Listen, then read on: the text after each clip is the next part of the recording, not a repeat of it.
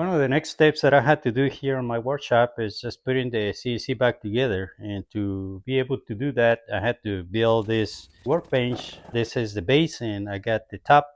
And I made the top and the base with recycled materials, or better say, is scavenged materials that I picked up from the street. Somebody threw away some planks. The cedar planks, probably a gazebo or something.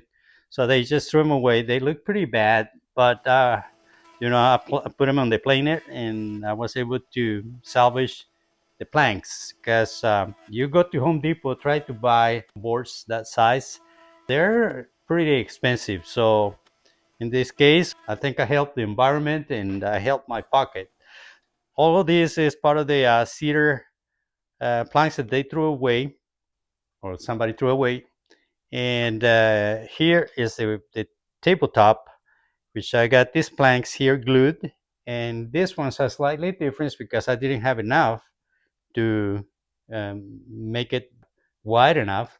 So I went ahead and bought 4 2x4s by 10 and cut them in half, and that they're 5 feet, and glue them together. And now I have pine and cedar. The rails are going to be mounted here, so I had to like do a recess here. Once is on top of the of the frame here, and then I can do the cutting on the side, so I can mount these linear rails that I have here. And these are like 6 foot linear rails, and I'm gonna have to use some lead screws that are 6 footers.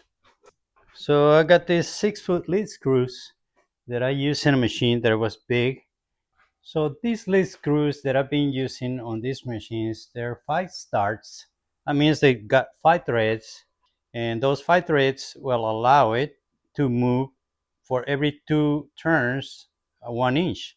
What I can tell you right now is that to be able to mount the mechanism, you don't need nothing special. You just have to build a solid workbench that you're gonna have to mount the rails and the rest of the mechanism. So I made the gantry out of aluminum, and all those materials are also recycled. I went to the scrap yard and bought aluminum extrusions from a door or something like that, and I was able to put them together. And then I installed these linear rails, the guide for the carriage there. So I bought these aluminum plates on I don't want to remember, eBay, I think. And I ordered all these lead screws online, also on eBay. I got the computer here. It's a small, little, tiny computer. It runs, I think, Windows XP. And this spindle is a water cooled spindle, so it's got the water lines here. And once I install it, I'm gonna have to put a bucket underneath there, and then just keep it cool. They got a little pump. So yeah, this is the kind of thing that I like to do, and messing with the controls and everything. I don't know if there's enough view retention on these sort of videos. Then I might do a series of videos on how to configure the machine and how to actually make it work. Maybe people get inspired to build their own CNC.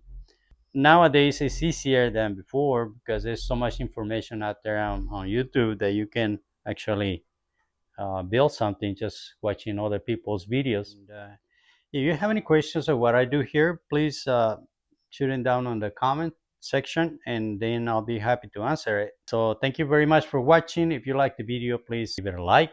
And if you want to subscribe, well, subscribe.